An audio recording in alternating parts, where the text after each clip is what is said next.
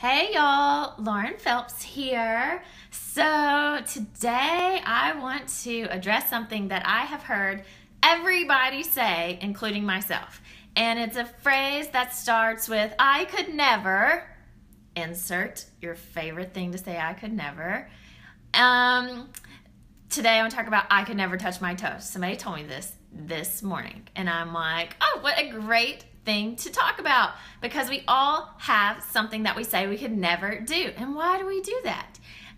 We do that because we've never had experience doing that, or we've never been successful doing whatever it is. So let's take the example of I could never touch my toes. And so my first question to you is, are you willing to shift your mindset? Are you willing to say, how could I learn to touch my toes? Is it possible that I could practice and learn to touch my toes? Is this something in the realm of possibilities? Could I shift my mindset to believe that? Because if you can't shift your mindset, you're wasting your time. If you're going to always believe that you can't, don't try. Just don't. Save yourself the aggravation and the frustration, because you're just going to prove yourself right. So with anything, and I'm going to talk about a few more things this week on this same topic, and I'm going to give you some tips. But first, if you cannot shift your mindset, you're wasting your time. So shift your mindset.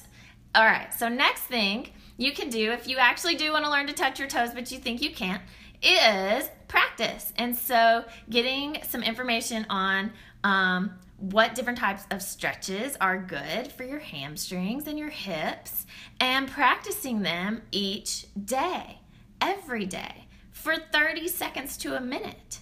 Imagine what you would do in 30 seconds to a minute every day, how in a month you would have increased. If nothing else, you would get this much closer to your toes. But I bet you have an even bigger difference. So, personal story, I have always been able to touch my toes, but after going to Bikram yoga for about 10 sessions, that's hot yoga, I could put my whole hand under my foot. What? I never thought I could do that, but in Bikram yoga, you get hot, flexible in a different way, and I put my whole hand under my foot. That's so crazy. So practicing a technique is how you actually make progress, and when you make progress, you will see that it is actually possible.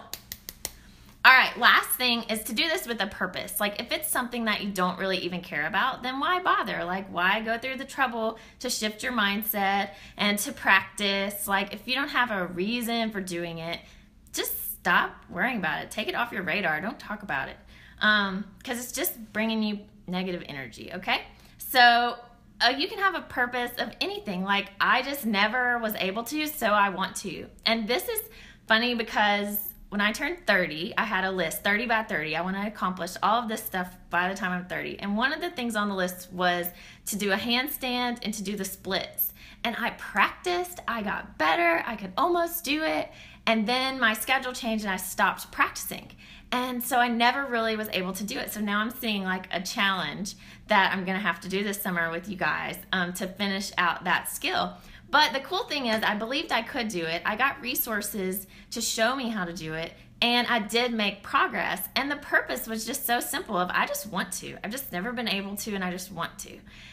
So that's my tip for you today. If you think that there's something you can't do, tell me in the comments what you think you can't do so I can talk about it this week, and I'll give you some quick tips. But first, shift your mindset. Second, practice.